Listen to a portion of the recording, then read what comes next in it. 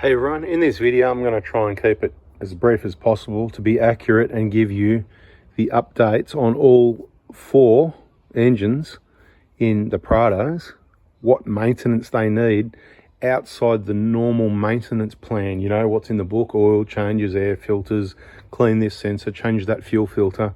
That's pretty straightforward stuff. But as far as glow plugs, injectors, e-jar coolers, timing chains, timing belts and all that sort of thing, I'm going to do a quick recap.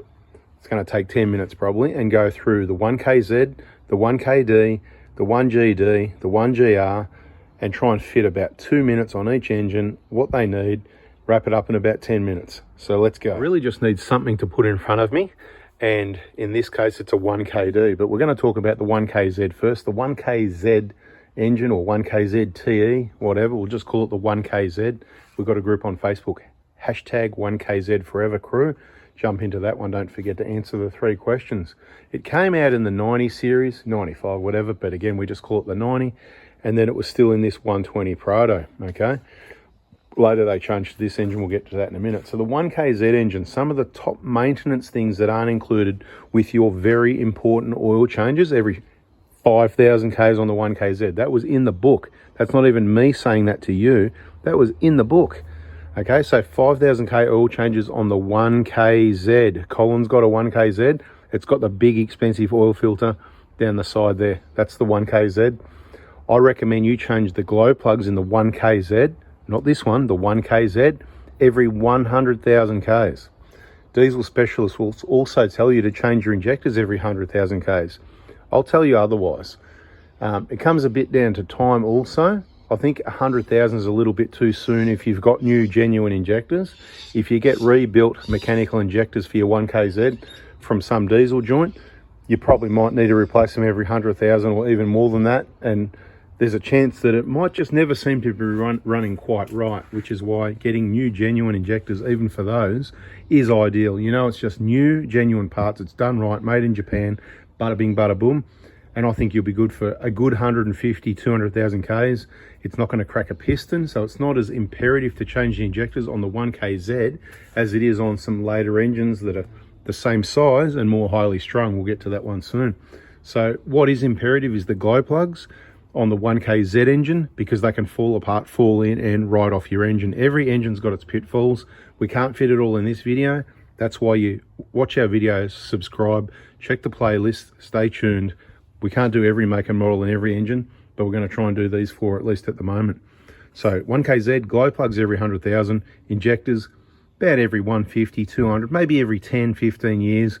You know, if it blows a bit of smoke, the usual old tests.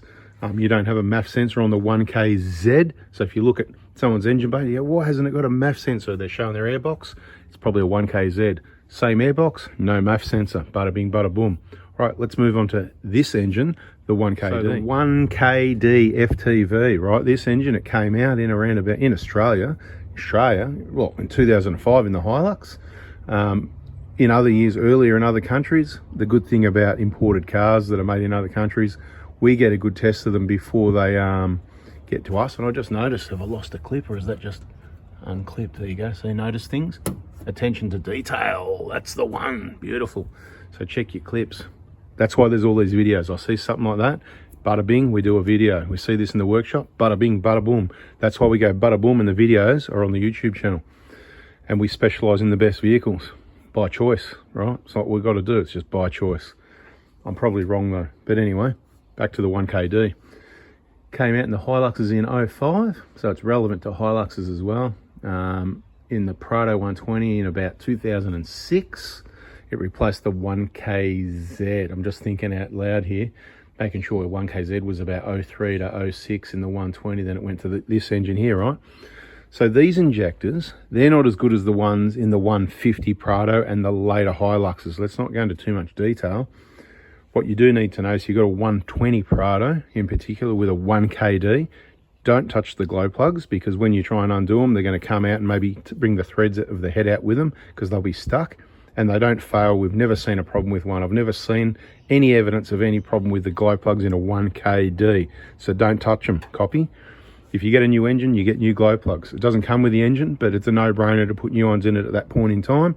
Bada bing, bada boom. Now, So forget about the glow plugs on the 1KD. This is just a video to save the confusion between the engines. The injectors in these, common rail injector, it's basically, let's call it the same bottom end block, the 3 litre 1KZ, with a different head and intake system and common rail direct injection injectors and bada bing bada boom, creating a lot more power, a lot more efficiency and more torque, which means there's got to be a problem somewhere, doesn't there? And that one is, if the injectors are left a long time, wrong combustion, if you get a chip, a tune, a remap, and a number of other reasons like towing and overdrive, a lot of contributing factors, bigger wheels and tyres, vehicles that are loaded up, big roof racks, bull bars, lights, big tyres, loaded roof racks, wind resistance, just like you're towing, driving around in overdrive. These things can be the contributors to a very few amount of cases, but in most cases it's always the tune, the remap, and the old one was the old flogged injectors, which is what we're talking about now. On a 120 Prado, ideally, I would say about 150k, but you can check it on the diagnostic, and from what you see in the diagnostic will paint a picture of when you need to replace injectors on a 120 Prado or a Hilux from, you know, whenever they came out in 120s and 05 Hilux through to about September 09. Then the injectors changed. Slightly different. It's a bit of a game changer. So we got it right. We've got a general thing where we say 7 years 170 to cover all the 1KDs, but there's a variance there, and that is that the 120 injector is probably more of a 7 years, okay, 5 years maybe, 8 maybe, 150k maybe, but if you have for some bad luck it might be 120. But it's more likely if you do high Ks you could get 200,000 Ks out of them. This engine, I'm going to do them every 150 because I love the car and I love the engine, and bada bing bada boom, get some new ones while you can. Only from me, beware of that remanufactured, the counterfeit stuff. You're only going to get the best, brand new, genuine kits from me with the VIP group, the videos, how to do it and all that. Bada bing, we'll talk about that in other videos. Check the Inject the Information playlists, the How to Buy My Kits playlist, and stick on all the videos. Follow the Prado Hospital Facebook page so you know when to make that contact to purchase that kit. So we pretty well nailed the 120, 1KD. You got it right? So about 170, maybe 150k. Don't touch the glow plugs. Got it? Copy. There's other things you need to do, but they're the most imperative things. Don't lean on the radiator and break these things off on a 120 or a 150. Eventually, in all these models of vehicle, you're going to need to replace the radiator sooner or later. But once again, we're not talking about radiators in this video. Well, not too much anyway. Stay tuned. We'll cop it in the next one. 1KD and the 120 sorted. 1KD and the 150, it's a game changer. Different injectors, they'll fit in, they'll bolt down, they won't work properly. They'll be over fueling. I'm not going to go into that too much. The early ones, very similar, although different to these, and you did need to change them about the same time, you know, the 150k sort of thing, and a lot of people didn't know about that. And there's a lot of people still driving around today with their 2009, 2010, 2011 150 Prados with a 1KD with the original injectors, and a lot of them, most of them are going to be lucky. But if they crack a piston, bada bing bada boom, it's well documented by Toyota, wrong combustion injectors, and I can confirm that's what I see.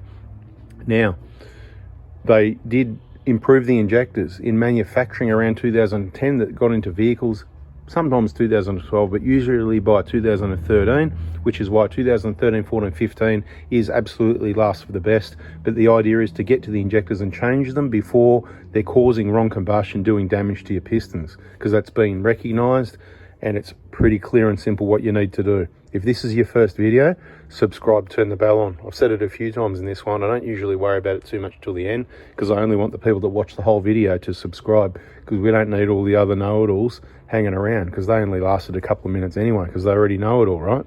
And I don't know it all, but I know what I know. And that is, if you've got those replacement injectors, the later vehicle, it's well and truly overdue for replacement now. Even if it's a 13, 14 or 15, get some fresh ones into it while you can.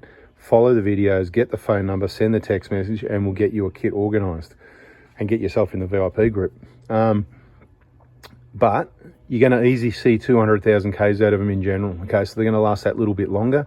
You should never really need to replace them before 150,000 Ks, but you may. It depends if you get some bad fuel through there.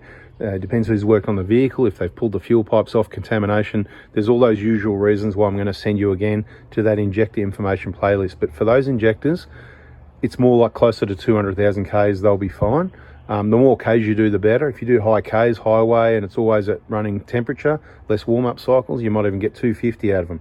But I wouldn't be pushing 300 or anything like that. A lot of people have. Again, most people will be lucky. But that's where we get the 7-year 170 thing. Draw a circle around 7 years 170, pretty much covers it. Now let's move on to the last engine, well, second last. We just do the petrol one quickly at the end because that's got injectors as well. But the next diesel after the 1KZ and the 1KD and the 1KD and the 120 and then the 1KD and the 150 and the Hilux, they both changed about September 09 with those better injectors. After 2015 is the 1GD engine. We haven't got one here to put in front of us again, but it's the 1GD FTV. Like the 1KD FTV, but it's a 1KD, not a 1GD, and that's why we don't say FTV, because everybody thinks we're turning on the TV. So we just say 1KD, 1GD, 1GR, 1KZ, and that's what it is. So the 1GD. Injectors, just as good or better than the revised injectors on the 1KD. Well, truth is they're better. They are better. It's a totally different design. It doesn't matter if the injector seats leak because they're not in oil. It's a different setup. So you don't need to worry about that like you do with these. There's a number of reasons for changing the injectors on these engines. There's a lot of engines with this type of setup where it's and the oil warms and cools the injector sort of thing. It's not a bad design, but it can be problematic if the normal maintenance isn't carried out, which we've covered in the injector information playlist. So the 1GD, don't change the injectors. The seats aren't going to leak. If they do, it's not a problem. You're going to get some water down there. There's going to be some rust and corrosion. They could end up getting stuck. Things like that are going to be problematic. They've got their problems with the timing chain, which the only thing you can really do until it happens to you is lots of good oil changes.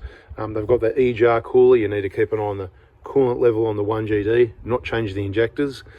Maybe you want to change the E-jar cooler every 10 years as a preventative maintenance. I don't know if it's age that causes it. I don't know if it's corrugated roads, shaking that heavy box full of coolant around next to the engine is what causes it. I don't know what causes it. I don't get into 1GDs too much. I just know it's a very common problem. The cooler on the 1GD, the timing chain and guides, I know, thousands of dollars worth of parts, thousands of repairs, engine out and all that sort of thing. You can do it in there, but whatever, everyone's got a different way of doing things. DPF's down there on the 1GD. Sorry if you're getting scared of the 1GD. Most people are going to be lucky though. I'm just trying to point out it doesn't need injectors. You don't need to worry about the seats leaking, so you can feel positive about that. It's the other concerns you got, completely different. We've got more detail. I think we've got a playlist on the 1GD engine. Check that out. Last engine, the V6 4-litre petrol, the 1GRFE, which was discontinued. Well, they still use it overseas. Nothing wrong with that engine. It's a good engine, but you need to understand it's all alloy. It's really important to have clean coolant to avoid the corrosion. It's really important to have lots of regular oil changes because it's a petrol engine, short trips, cold starts, all that sort of thing. Get the oil out, it gets contaminated from running rich with all that petrol, blowing past the rings, and the oil is the lifeblood of all these engines. So oil is key, it's number one. And even more important in that petrol engine to do 5,000k oil changes than this engine. These engines, the E-jar is the problem. Once you sort that out, again, check the E-jar information playlist. The information is already there. This video was meant to be short and sweet to point out what maintenance needs to be done on each engine. So the 1GR, the petrol, when do you change the injectors? You don't. There's nothing wrong with those injectors. They might have, not the best spray patterns and all this sort of thing, but it's going to run fine. Generally, you're not going to have any issues. Using some injector cleaner may help. Using premium fuel may help. There's additives in there. It may help keep the injectors working better and keep it clean. I recommend it. I wouldn't put 91 in any of my engines that I'm going to keep long term. I'm going to put a splash in here and there, won't hurt it, but mainly you want to run it on premium. Generally 98's a waste of money. 95's the go-to, but you can do whatever you want depending on the price of fuel at the time, depending what you feel like, how thick your wallet is. Make sure you got the cash in there and keep it thick, cash. Okay, and so you don't need to change injectors. What wrecks those injectors is not being used. So e.g.